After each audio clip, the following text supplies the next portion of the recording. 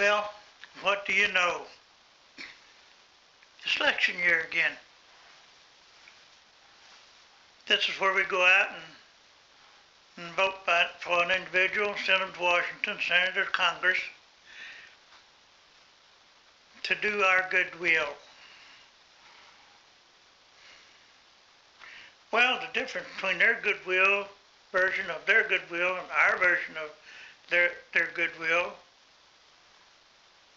are completely opposite. Oh, they'll go up there and they'll kick a bill around for a little while, and they'll jump up and down on the podium and throw them arms in the air, and they'll say things like, "This has got to be done out of compassion for our citizens that vote for us."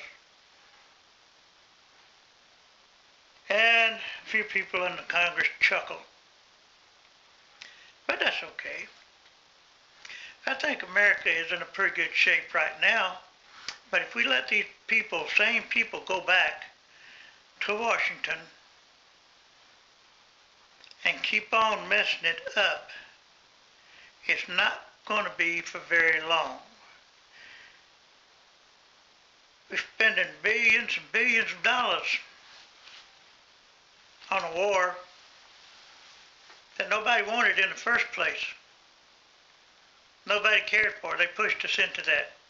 That was Mr. Bush. He done that. And it looks to me like our present president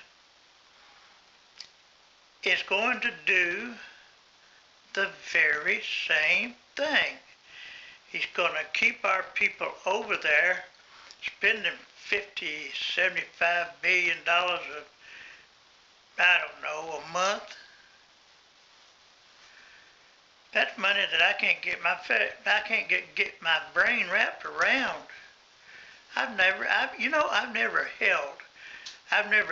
over $500 in my hand at one time, and that was on a rare occasion that it wasn't mine to begin with.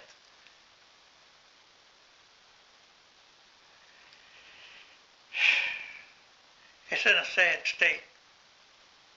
And a lot of people vote the straight party. Well, that's all right. That's their mistake. I don't vote parties. I vote persons. People are more important than parties. When you vote a party, then you're voting in the scallywags as well as the other kind of wags. That's like the Social Security thing came out for a little while ago. They're going to give $250 to the Social Security senior citizens, and they're going to get that done. But they're going to put it off till after election. And the same people that are jumping up and down now and saying, "You're going to get your money. You're going to get your $250 to make up the cost of living loss." Well, after they get elected, they'll go up there and they'll find excuses like the war we've got to pay for, and their yacht they've got to pay for, and their limousines they've got to pay for, and they just can't send the senior citizens a pay raise. Reckon why that is. Because they get away with it? Well, Mr. Senator, Mr. Congressman, you can get away with it just as long as the senior citizens of this country will let you get away with it. We'll take your jobs away from you if you don't straighten up. Like me, I'm voting new faces in. I've checked you people out. They're good, hard-working people, and I believe they'll do the job. I've got one incumbent I'm going to vote back in. And And I've heard several of my friends say that there's going to be a lot of new faces up there this time because the old faces are not getting the job done unless it concerns them and their lobbyist friends. Be careful, Washington, because the senior citizens, you get their anger up and you've opened a snake pit you don't want to go into. Bring our people back from the sandbox over there. You know how to win this war? You're too big of cowards. You're too big of cowards to do the job. Do it like Harry S. Truman did. He ended the war and he did it quick. You can do it the same way.